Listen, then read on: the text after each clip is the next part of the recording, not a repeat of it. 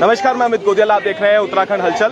तो इस समय घंटाघर चौक पर हम मौजूद हैं और जिस तरीके से पूरे प्रदेश भर में जो चीज़ें चल रही हैं उसको लेकर, और रुद्रपुर की घटना जो हुई थी जिसका लाइव भी हमने किया था और जिसमें दिखाया था किस तरीके से जो पूरी घटनाक्रम हुआ, जिसमें यूपी और उत्तराखंड की जो बाउंड्री है वहां पर एक महिला के साथ, एक नर्स के साथ बलात्कार हो जाता है। उसके बाद जो स्वराज सेवा दल है वो आज कैंडल मार्च निकाल रहा है। हमारे साथ अंजलि जी हैं जो इस पूरे प्रकरण पे नजर बनाई हुई हैं। अंजलि जी, क्या कहेंगे जिस तरीके से पूरे ये रेप की घटना होती है, उसके बाद उनके परिवारजनों ने जो उन्होंने ये सवाल उठाए हैं पुलिस की जांच पर, और एसएसपी साहब की कई वीडियो वायरल हुई है इस चीज को लेकर, उस पर क्या कहेंगे? उस पूरे प्रकरण के बारे में क्या कहेंगे आप? सर, मैं सिर्फ ये पूछना चाहूंगी कि भारत की देश की बेटियों के साथ ऐसा क्यों हो रहा है, और अगर क्यों हो रहा है तो इस पे भारत की जो सरकारी कर्मचारी हैं, पुलिस है, मंत्री है, केंद्रीय सरकार है, राज्य सरकार है, वो क्यों इतनी सोती रह जाती है? क्यों वो इस चीज पे एक्शन नहीं लेती? आप मुझे इस चीज का जवाब दीजिए। मैं उन सभी लोगों से ही पूछना चाहती हूँ,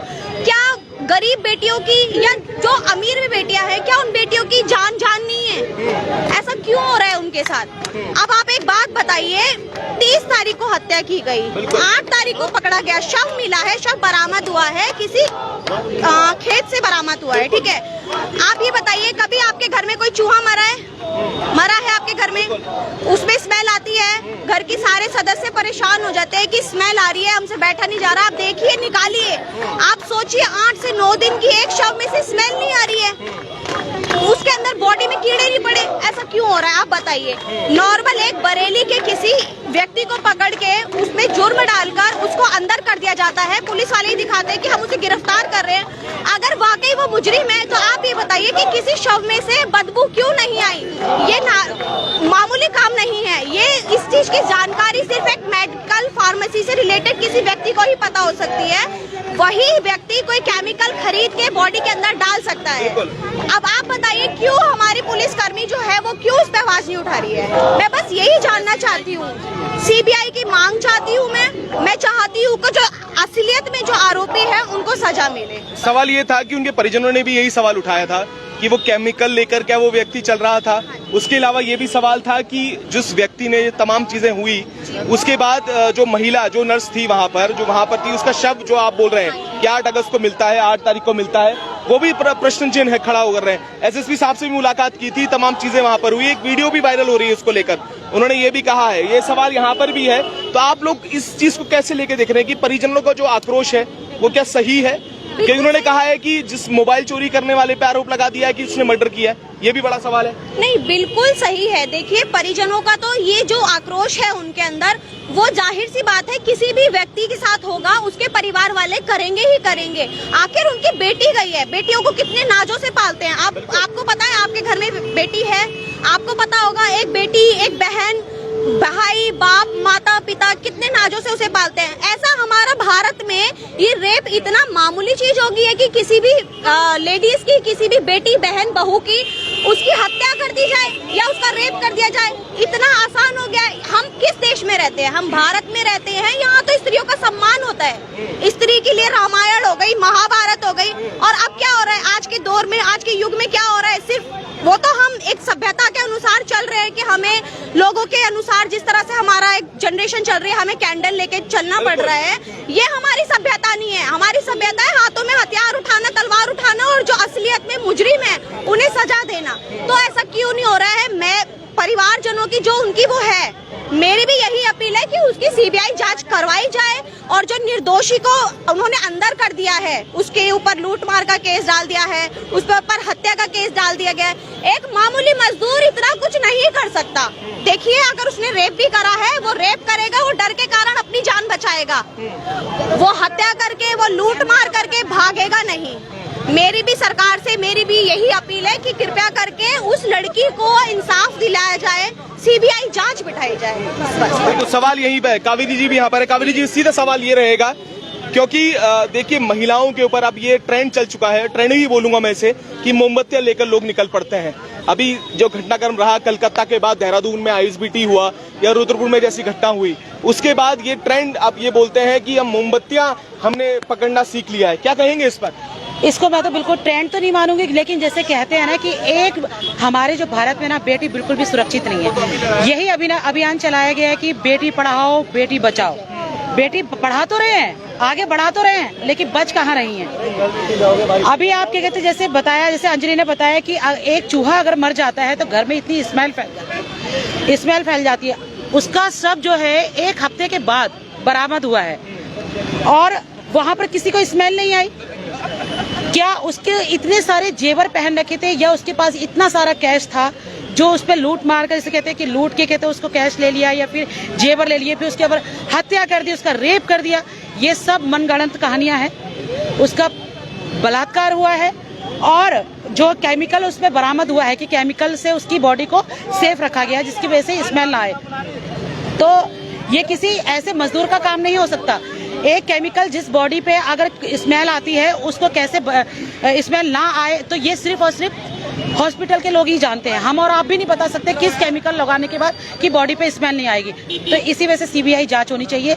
और दूसरी बात ये रही कि कैंडल मार्च को निकालना, कि कहते हैं ना कि 1-2 दिन तक तो हल्ला गुल्ला होता है, लेकिन स्वराज सेवा दल ने ये ठाना है कि इसको अंजाम तक पहुंचाना है। हम इसकी मांग जरूर करेंगे, सीबीआई जांच जरूर होके रहेगी।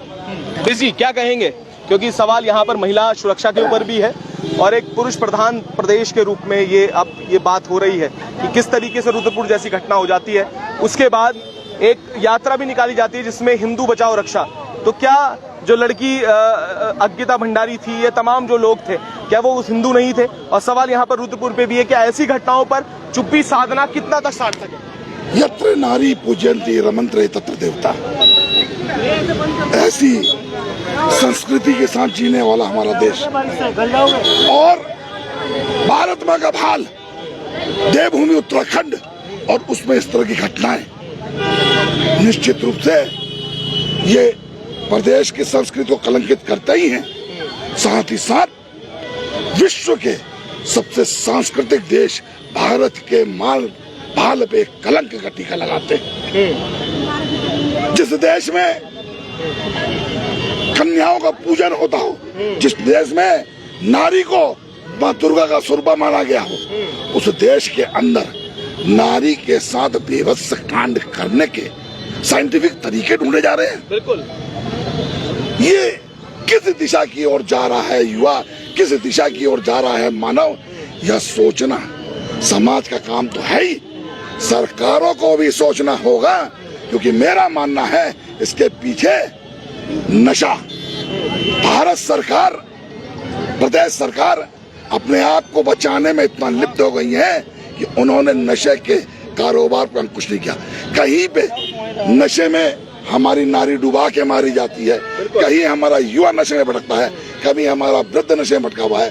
पूरा देश को, और ये इंटरनेशनल साजिश है साहब, विश्व का सबसे युवा देश को भटकाने के लिए एक नशे के रूप में अंतर्राष्ट्रीय साजिश चली जा रही है, जिसका शिकार आज भारत हो रहा है। समय रहते सरकारों को सोचना पड़ेगा, अन्यथा यह देश की सांस्कृतिक सरोकार तो खत्म होंगे ही, नैतिक पतन भी होता जा रहा है, वो आप देख रहे हैं। बिल्कुल, नैतिक पतन भी होता जा रहा है, ये बड़ा सवाल है। दामी जी आप भी आइएगा, आप तो युवा हैं, किस तरीके से देखते हैं इन घटनाओं को? आप तो उसी वर्ग के हैं जहां पर युवाओं का एक बुनियाद रखी जाती है। देश की बुनियाद अगर है तो नौजवानों से। क्या कहेंगे इस पूरे प्रकरण को लेकर और महिला सुरक्षा को लेकर, जो आपसे सबसे बड़ा मुख्य आईएसबीटी जैसी घटना हो जाती है, रुद्रपुर जैसी, ये बोल दिया जाता है कि यूके और यूपी बॉर्डर पे ये जो घटना है वो उलझ के रह गई, कि बिलासपुर में वो घटना होती है, और ये तमाम चीजें, बहुत सारे सवाल हैं। क्या कहेंगे इसमें? अमित भाई, पहले तो मैं आपका धन्यवाद करना चाहूंगा जिस तरीके से आप इस मुद्दे पर प्रकाश डाल रहे हैं। हो सकता है सरकार जागे और इस बात की सीबीआई जांच हो।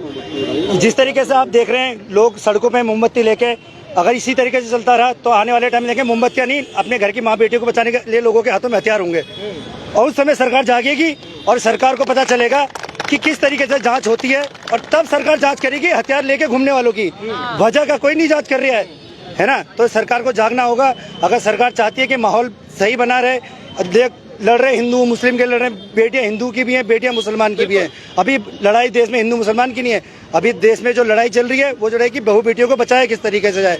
लोग कहते हैं बेटी पढ़ाओ बेटी बचाओ, अपने बेटों को पढ़ाओ कि बेटियों को, अगर तुम्हारे बेटे अगर बेटियों को सुरक्षित रोड में घूम देंगे तभी तो बेटियां पढ़ेंगी और तभी बेटियां बढ़ेंगी। इस तरीके से अगर सरकार मौन रहेगी, सरकार पुलिस सोचे कि हमने किसी को कहीं से उठा के किसी अन्य जुर्म में डाल देंगे जेल में, तो इसकी चीज़ का समाधान नहीं है। सीबीआई जांच बहुत जरूरी है। सीबीआई बहुत जरूरी है, ये तमाम सुरक्षा बल के लोगों ने कहा है। अब सवाल ये है, घंटाघर के बीच में हम लोग हैं। हाँ जी बिल्कुल, आप कुछ कहना चाहते हैं बताएं। मैं सिर्फ तो 2 शब्दों में इस समस्या का समाधान समाधान बिल्कुल कि नारी पूज्यता है, लेकिन दुर्गा को काली रूप में आना होगा। अब वो अबला नहीं, उसे हथियार भी उठाना होगा। और सुराज सेवा दल इस बात का समर्थन करता है कि भारत के अंदर नारी को सड़कों में सुरक्षित रहना है, तो वो हथियार रख के घूमे। यदि उसके ऊपर कभी भी आक्रमण हो तो वो प्रत्युत्तर दे। वो दुर्गा के रूप में, वो काली के रूप में, वो महाकाली के रूप में, रणचंडी के रूप में ऐसे दानों का समाप्त। बिल्कुल बिल्कुल, ये भी बड़ा सवाल किया है कि अब दुर्गा के रूप में, महाकाली में ये घंटाघर का वो आप देख सकते हैं पीछे घंटाघर है और तमाम सुरक्षा सेवा दल के लोग सड़कों पर उतरे हुए हैं इस मांग को लेकर। जो रुद्रपाल नर्स जो बलात्कार जो पूरा प्रकरण है उसको लेकर आपने सुना और इसने आपने पूरी जो बातें थी उसकी बात कही। हम भी लगा इस प्रकरण पे बने हुए हैं, तब तक ऐसे जुड़े रहिएगा और देखते रहिएगा उत्तराखंड हलचल।